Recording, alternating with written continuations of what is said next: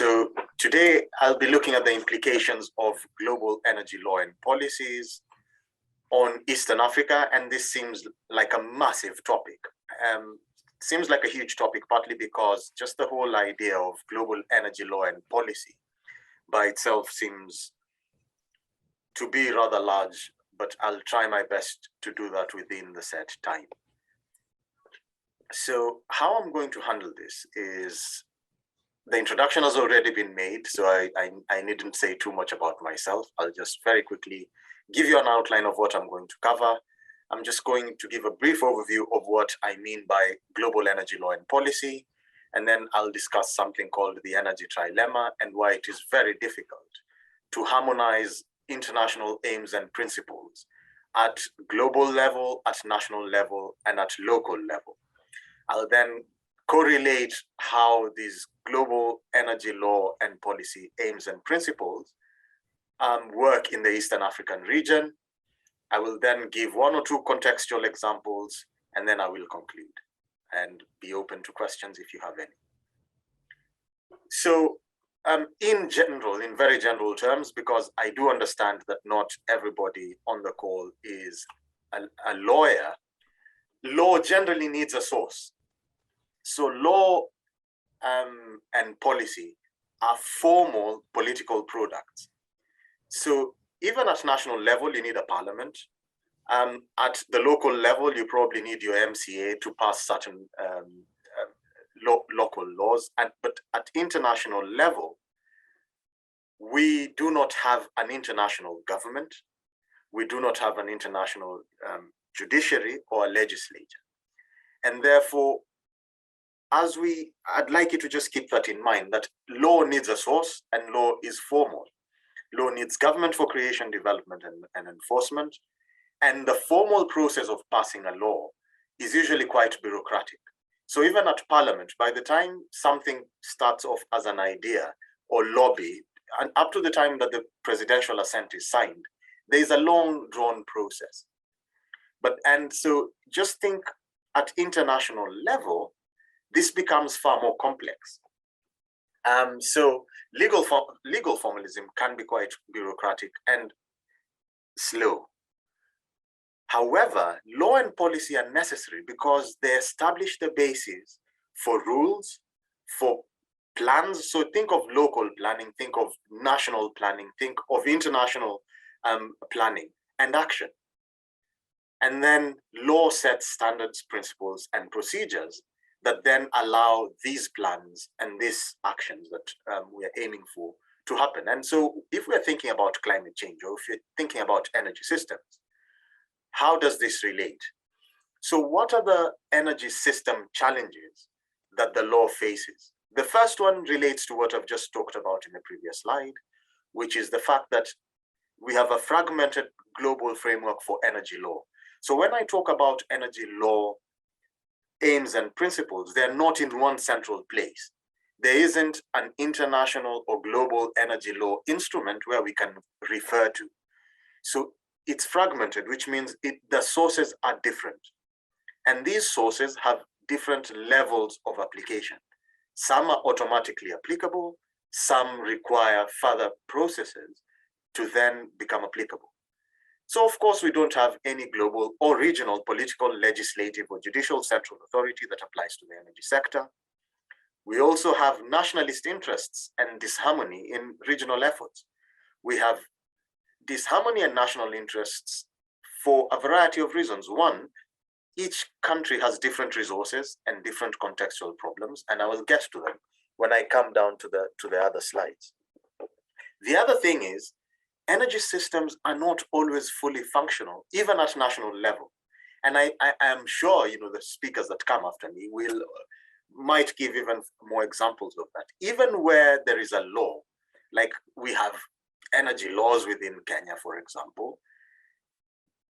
throughout energy systems, there is some dysfunction. You can find that a national aim or policy is not fully implemented at local level because of systemic problems. And I will touch on those systemic problems as we move along. The other thing, and this is super important, is that although at international level, the most relevant actor has been a government, now we have powerful non-state actors. So if we talk about the energy sector, some energy companies, their global turnover is higher than all of the East African countries. And when you think of the Exxon Mobils and the Shells and so on, these countries have turnovers that are eye-watering. And this therefore means, we know that power and money are aligned, which means that if we only focus on states for solutions, and we do not include the private sector, communities, NGOs, and other actors, we will not have sustainable solutions. So of course, there's the question of technology and technical capacity and sustainable finance. These are rapidly changing faster than the laws changing or the laws adapting. And therefore, the dynamism in not only climate change discourse, but in energy systems and the technological and financial advancements means that the law needs to evolve to meet the needs of the energy system. So why am I talking about global energy law and policy? Because we have the Sustainable Development Goals, and clearly we have common aims. At the same time, energy systems are becoming increasingly integrated. I'm glad that Willis is on the call, and one of the things that you'll notice is that Kengen, for example, when it comes to geothermal, is now operating or is engaged in several Eastern African countries, including Ethiopia and so on. And so the idea that states and energy systems can be self-reliant completely without interface with other countries is not going to work. Secondly, energy resources are not evenly distributed around the world. Not everybody has coal, oil, and gas. Not everyone has the same sort of capacity in terms of solar and so on. And therefore, because countries have different capacities and different natural resources, it is definitely necessary to have this global outlook. So why is it difficult? Why, in the previous slides, I've mentioned about how fragmented the systems are, energy systems and legal systems. Why is this difficult? This is difficult because of the energy trilemma, which is what is on your screen.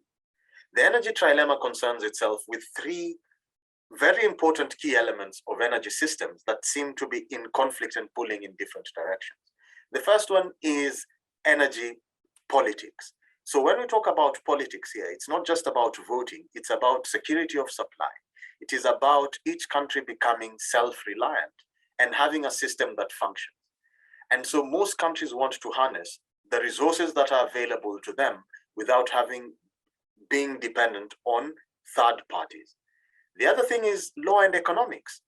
And this could be seen in various ways. It could be how cheap is the energy, how affordable is the energy for the people, and how possible is it to have an energy system that is sensible economically.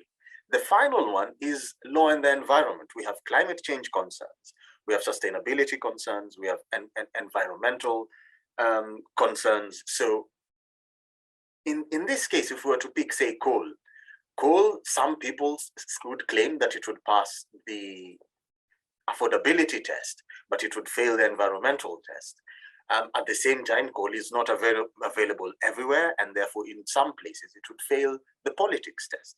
So I propose that energy law and policy can balance the energy trilemma. And then here comes the question. So how?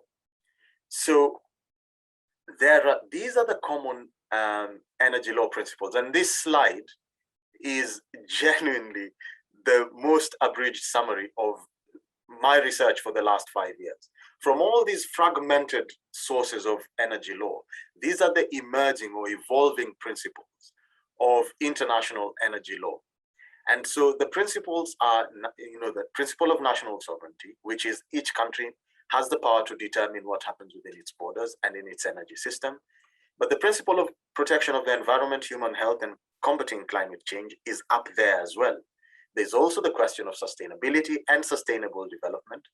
There is the question of access to modern energy services, and this is very close to the Eastern African region. There's the principle of energy justice, which is about having just outcomes, distribution of both the benefits and the disadvantages in energy systems. And then there's the question of international energy innovation and how best to future-proof energy systems sustainably, which deals with infrastructure, which deals with the technical capacity. And finally, there's sustainable financing, because how future energy systems will look like will depend on what is being invested presently. Why is the law important? Here's the regional outlook. What problems does the law face regionally? So I will give you about a minute because I'm quite conscious of my time. I'll just give you a minute to look at this slide, and I'll maybe mention one or two, and then I'll take questions in the end. But energy law and policy are rapidly evolving in the region. Climate concerns are widely shared. They may not be shared in a sophisticated way. I'll give you an example, and that's why I've put this image. This image is taken in Ngong Hills, and I think credit is to Reuters. We're looking at a wind farm, and we're looking at communities being there. And so I happen to have relatives who come from that community, and how they would express if impacts of climate change may not be in sophisticated terms, but some of them would probably say, like the harvest this year, or our cows don't have pasture, or the sun's been shining too long and it's shining too long. So there's climate change concerns are widely shared from community level to regional level. The energy transition, which is moving from fossil fuels to more sustainable energy sources, is at the heart of the region. But with COVID-19, we have a sense of a shared fate. We know that in terms of, the climate and COVID-19 are almost existential threats. And therefore, there is a sense of we need to have solidarity. And there are also practical examples. The energy mix in Kenya, for example, we had hydro from Uganda for a long time. I've mentioned Kengen working in other parts of Eastern Africa. And I have also mentioned that, look, when we talk about solar, for example, pay-go solar systems now, we have companies that operate in the region. So we are really integrated. But what are the contexts? What are the difficulties we face? So there are economic, cultural, technical, and environmental ones. And access to investment is a big one. The amount of investment needed to make this transition or to have a sustainable energy system is a lot of money is needed. And so culturally as well. So rooftop solar is one of those ones where, depending on how people perceive a solution, its adoption can either be hindered or advanced. And how the law allows implementation of certain technologies can create a problem. For example, if you have substandard solar panels being imported into the country and they don't work well, there will be lower social acceptance of solar, which might impact adoption of solar technologies.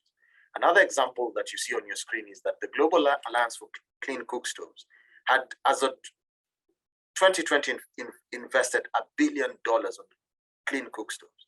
But in East Africa, the country that performed the best as of this year was Kenya, with only 10% penetration of people having access to clean cooking facilities. So we have to ask ourselves, how then do we translate all these global resources, all these global ideas, and ensure that they have impact at local level? I will conclude by saying that these are the solutions that I propose, and I'm happy to take questions thereafter, and I'll leave the floor to the upcoming panelists. But energy law and policy shape energy systems. They also determine the pathways that can be taken for climate action.